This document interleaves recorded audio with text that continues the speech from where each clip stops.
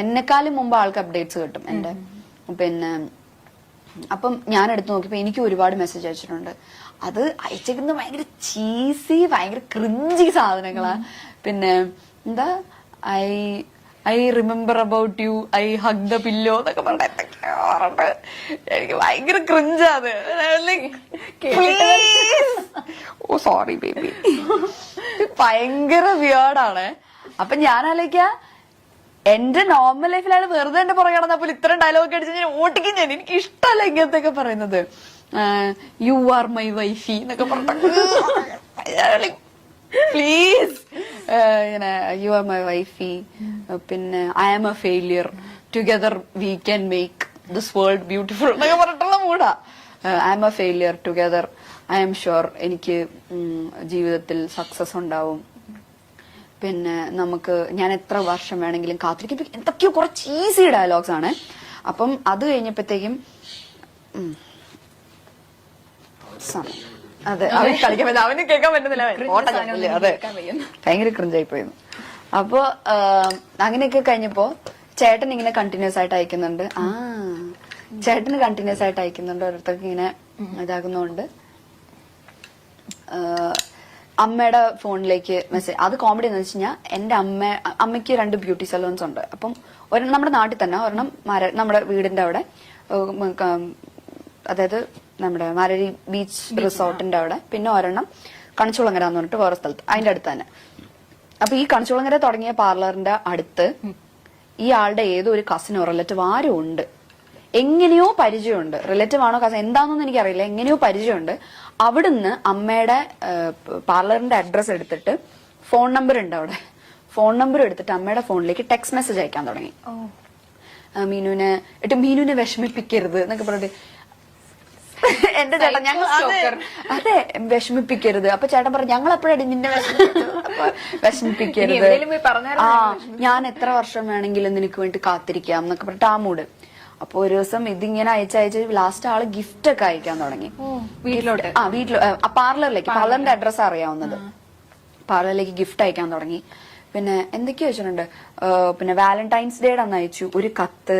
എന്താ അയ്യോ ആ വാചകം എന്തായിരുന്നു?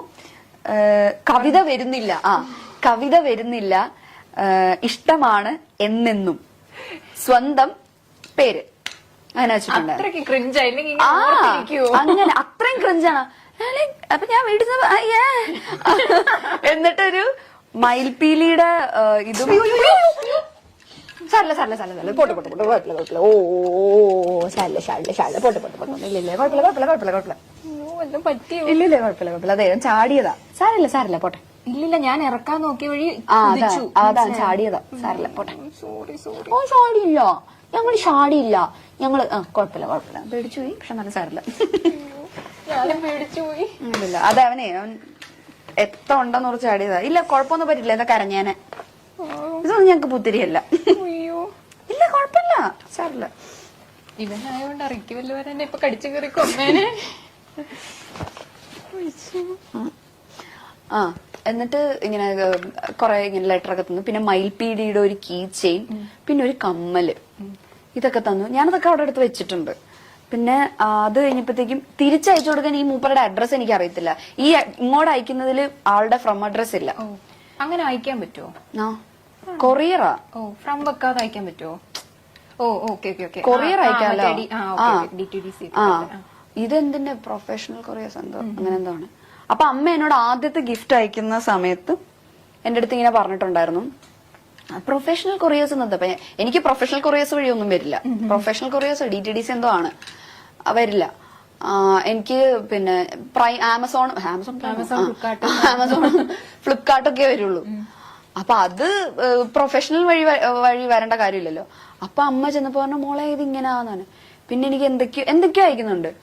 ഫെസ്റ്റിവലിന് സ്പെഷ്യൽ ഓഫർ ഒക്കെ ഉണ്ടാവും. വാലന്റൈൻസ് ഡേ, അതെ അങ്ങനെയൊക്കെ ഉണ്ടാവും. ദീപാവലിക്ക് അല്ലല്ലോ, ദീപാവലിക്കാണോ? ദീപാവലിക്ക് സ്വീറ്റ്സ് അയച്ചിട്ടുണ്ടായിരുന്നു. ഡയറി മിൽക്കിന്റെ എന്തൊക്കെയോ കുറേ സ്വീറ്റ്സ് ഒരു പാക്കറ്റിലാക്കി അയച്ചിട്ടുണ്ടായിരുന്നു. അത് ആമസോൺ വഴി എന്തോ ആയിരുന്നു. അങ്ങനെ എന്തൊക്കെയൊക്കെയോ വഴി ആള് അമ്മയുടെ പാർലറിലേക്കാണ് അയക്കുന്നത് സാധനം. അയച്ച് ലാസ്റ്റ് ലെറ്റർ വരുന്നു. ഇങ്ങനെ എന്നുവെച്ചാൽ എന്നെ അറിയാവുന്നവർക്കൊക്കെ മെസ്സേജ് അയക്കാൻ തുടങ്ങി. അപ്പൊ സംഭവം കുറച്ച് എക്സ്ട്രീം ആയി ലാസ്റ്റ് ഈ കുട്ടിയുടെ അമ്മ എന്റെ അമ്മേനെ വിളിച്ചു. ഓ എവിടെ ഇങ്ങനെ വീട് എവിടെയാ, അടുത്ത സൺഡേ ഞങ്ങൾ അങ്ങോട്ട് വന്നോട്ടെ എന്നൊക്കെ ചോദിച്ചിട്ട്. അപ്പൊ അമ്മ പറഞ്ഞു വേണ്ട, മോക്ക് ഇപ്പൊ കല്യാണം നോക്കുന്നുണ്ട്. അപ്പൊ പറഞ്ഞു ഇല്ല, അവക്ക് ഇപ്പൊ താല്പര്യം, ഞങ്ങൾ നോക്കുന്നുമില്ല എന്ന് പറഞ്ഞു. അപ്പൊ അവനെ പറഞ്ഞ അതെന്താ, മോക്ക് വേറെ ആരെങ്കിലും ഇഷ്ടമാണോ? അപ്പൊ അമ്മ പറഞ്ഞു അല്ല, അതുകൊണ്ടല്ല, ഞങ്ങൾക്ക് ഇപ്പൊ താല്പര്യമില്ല. അപ്പം അവര് പറഞ്ഞു അല്ല, മോൻ ഇങ്ങനെ പുറത്ത് പോവാൻ വേണ്ടിയിട്ട് നിൽക്കുകയാണ്. അപ്പം ഇത് പുറകെ നടന്നിട്ട് അവൻ ആ കാര്യങ്ങളൊന്നും കോൺസെൻട്രേറ്റ് ചെയ്യുന്നില്ല.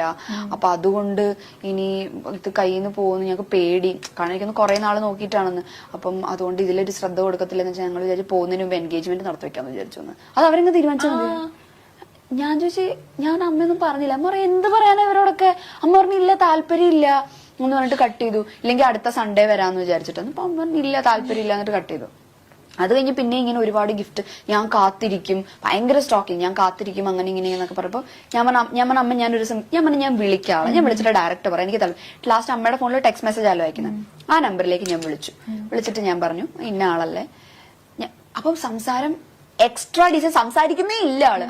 ആ ഓക്കെ ഇങ്ങനെ മാത്രമേ പറയുന്നുള്ളൂ. അപ്പം പിന്നെ ഞാൻ വിളിച്ചപ്പോ ഞാൻ പറഞ്ഞു ഞാൻ മീനാക്ഷിയാണ്. ഇന്ന ആളല്ലേ ചോദിച്ചു. അതെ. ഞാൻ പറഞ്ഞു ഞാൻ മീനാക്ഷിയാണ്, നിങ്ങളുടെ അമ്മ ഇങ്ങനെ വിളിച്ചിട്ടുണ്ടായിരുന്നു, സംസാരിച്ചിട്ട് നിങ്ങൾ അയക്കുന്ന ഗിഫ്റ്റ് കിട്ടുന്നുണ്ട്. നിങ്ങൾ ഇപ്പം ആ ആരാധന എന്ന് പറയുന്ന അവിടെ വരെ ഇറ്റ്സ് ഓക്കെ, എനിക്ക് ഹാപ്പിയാണ്, ഞാൻ അതിനെ റെസ്പെക്ട് ചെയ്യുന്നു. പക്ഷെ അതിന്റെ അപ്പുറത്തേക്ക് പോവരുത്. എനിക്കും പേഴ്സണലി നിങ്ങൾ ഗിഫ്റ്റ് ഒക്കെ അയക്കുന്നത് എനിക്കും പേഴ്സണലി ഭയങ്കര ബുദ്ധിമുട്ടുണ്ടാക്കുന്നത്. ഞാൻ അതൊന്നും ഉപയോഗിക്കുന്ന പോലും ഇല്ല, അതൊക്കെ ഇവിടെ വെറുതെ ഇരിക്കുക. വള എന്തൊക്കെയോ അയച്ചു തന്നിട്ടുണ്ട്. അപ്പൊ ഞാൻ പറഞ്ഞു അതൊക്കെ എനിക്ക് ഭയങ്കര ബുദ്ധിമുട്ടുണ്ടാക്കുന്നുണ്ട്. സോ അത് ചെയ്യരുത്. ആരാധന, ഇഷ്ടം അതൊക്കെ സമ്മതിച്ചു. പക്ഷെ ഇതിന് പ്രേമം, കല്യാണം അങ്ങനെയൊന്നും കൊണ്ടുപോകരുത്, ഭയങ്കര മോശമാണ്. പിന്നെ ഇനി ഇതുണ്ടാവരുതൊന്നും. ഇയാളൊന്നും പറയുന്നില്ല, നമുക്ക് തിരിച്ചു പറയാനോട്ടൊന്നാ. ആ ഓക്കെ ഓക്കെ ഇട്ട് കോള് കട്ടി. അത് കഴിഞ്ഞിട്ട് പിന്നെ അയച്ചു ദീപാവലിക്ക്. അത് ഇതിന് മുമ്പ് അയച്ചു. അത് ദീപാവലിക്ക് സ്വീറ്റ്സ് അങ്ങനെ ദീപാവലിക്ക് എന്തൊക്കെയോ ഇങ്ങനെ അയച്ചു. അപ്പൊ അച്ഛൻ എന്നിട്ട് ഒരു ദിവസം ഞങ്ങളുടെ അമ്പലത്തിൽ ഉത്സവം നടന്ന സമയത്ത് ആള് അമ്പലം വരെ എത്തി. കാരണം ഞാൻ എപ്പോഴും ചാനലിൽ കൂടെ പറയല്ലോ മാരരിക്കുളത്താണ് വീട്. അപ്പൊ മാരരിക്കുളത്ത് അമ്പലത്തിന്റെ അവിടെ നിന്നിട്ട് അമ്മേനെ വിളിച്ചു. അമ്മ വിളിച്ചിട്ട് ചോദിച്ചു ആന്റി എവിടെയാ, എനിക്കൊന്ന് കാണാൻ പറ്റുമോ എന്ന് ചോദിച്ചിട്ട്. അമ്മ പറഞ്ഞു എനിക്കൊന്ന് എന്താ പ്രശ്നം, എനിക്കൊരു കാര്യം പറയാം. അപ്പൊ അമ്മ ഫോണിൽ കൂടെ പറയാനുള്ളത് പറഞ്ഞാൽ മതി, നേരിട്ട് കണ്ട. ആന്റിയുടെ പാർലർ എവിടാ, ഞാൻ അങ്ങോട്ട് വരാം. അപ്പൊ എന്റെ വീട് അമ്പലത്തിന്റെ അടുത്ത് തന്നെ. അപ്പൊ ഞാൻ ഓർത്തിന് ചോദിച്ചു പറഞ്ഞെങ്ങാനും അങ്ങോട്ട് വരും. എനിക്ക് പേടിയായി. ആ പ്രദേശത്ത് ഇപ്പൊ അച്ഛനാണെങ്കിലും അല്ല എന്നെ മാത്രല്ല, അച്ഛൻ ബാങ്ക് ഉദ്യോഗസ്ഥനായിരുന്നു. അപ്പൊ അച്ഛന് ഇപ്പം മറ്റേ ഈ ലോണിന്റെ കാര്യത്തിലാണെങ്കിൽ അച്ഛൻ എല്ലാവരോടും സംസാരിക്കും, ഭയങ്കര സോഷ്യൽ അച്ഛൻ. അച്ഛൻ എപ്പോഴും അമ്പലത്തിൽ പോകുന്ന ആളാണ്. അപ്പൊ അവിടെ അങ്ങനെ ആരോടെങ്കിലും ചോദിച്ചാൽ നമ്മുടെ വീട് പറയും. അപ്പൊ എനിക്ക് ഭയങ്കര ടെൻഷനായി, വീട്ടിലേക്ക് എങ്ങാനും കയറി വരുമോ. അപ്പൊ അമ്മ പറഞ്ഞു പിന്നെ ഇല്ല നേരിട്ട് കാണും, ഞാൻ ആന്റിയുടെ പാർലറിലേക്ക് വരാം. അമ്മ പറഞ്ഞു ഇല്ല പാർലറിലേക്കൊന്നും വരണ്ട, അല്ലാതെ പറയാനുള്ളത് പറഞ്ഞാൽ മതി എന്ന് പറഞ്ഞു. എന്നിട്ട് ഇവര് പറഞ്ഞില്ല എനിക്ക് നേരിട്ട് പറയണം. പറഞ്ഞു ഇല്ല തിരിച്ചു പോകണം, ഞങ്ങൾക്ക് സംസാരിക്കാൻ താല്പര്യമില്ല എന്നൊക്കെ പറഞ്ഞിട്ട് തിരിച്ചുപോയി. എന്നിട്ട് വീട്ടിന്റെ ഫ്രണ്ടിൽ തൊഴിലുറപ്പ് ചേച്ചിമാരൊക്കെ ഉണ്ടായിരുന്നു. അച്ഛൻ ചെന്ന അവരുടെ അടുത്ത് പറഞ്ഞു ആര് വന്നാലും മീനും ഇല്ലെന്ന് പറഞ്ഞു.